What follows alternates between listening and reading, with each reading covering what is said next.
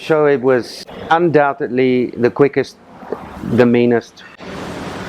99 World Cup. Shoaib Akhtar arrived on the scene, and the first game I watched in my hotel room, where he yorked Adam Gilchrist in the first game of the World Cup in Cardiff at 97 miles an hour, and I'll never forget that. And I just thought that this kid is going to be a handful in this World Cup. You know, you've got Wasim Akram, Waqar Younis and Shoaib Akhtar, comfortably the best three quicks on display in the World Cup in '99. Shoaib had an enormous long run-up.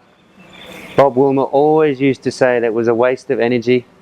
He could easily have come off a shorter run-up, but I think that Shoaib's ego was far too bigger than for anybody to tell him any differently, because for him it was a big thing running that far. You know, Jacques Callis often see him take guard and wait for him to turn at the back of his mark, and he just waited and waited and waited until the next ball was delivered.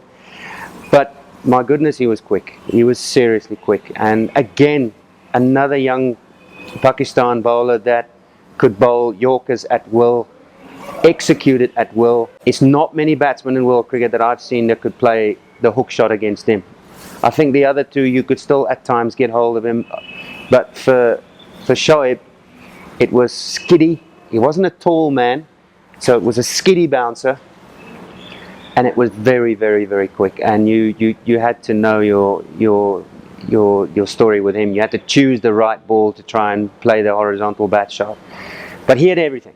He had presence. He was a mean man. He was and look, he was absolutely ego driven, that he was going to run all over you. And I think out of the three, definitely the quickest.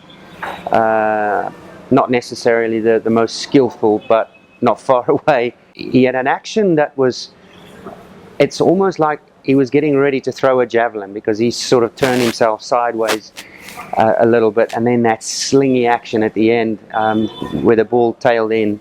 He got 5 for 11 in a spell of 11 overs in Durban, that he blew South Africa away, a test match that they won, and he knocked over Lance Kluis and the stumps everywhere, you know, and I just, thank goodness I faced him at his last ball of his spell, and he was absolutely blown. Yeah, he hit Gary hard, didn't he? He hit him very, very hard, and I think it was in Lahore.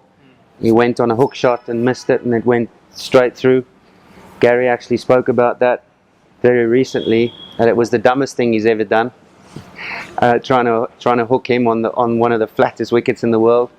But that's what he's capable of doing. He made very great use of the new ball on a flat wicket, and then we all knew what he was capable of doing with the old ball, because of the reverse swing. But he was intimidating. He was very intimidating. I would actually say that out of the three of them, that Shoaib Akhtar was the most intimidating.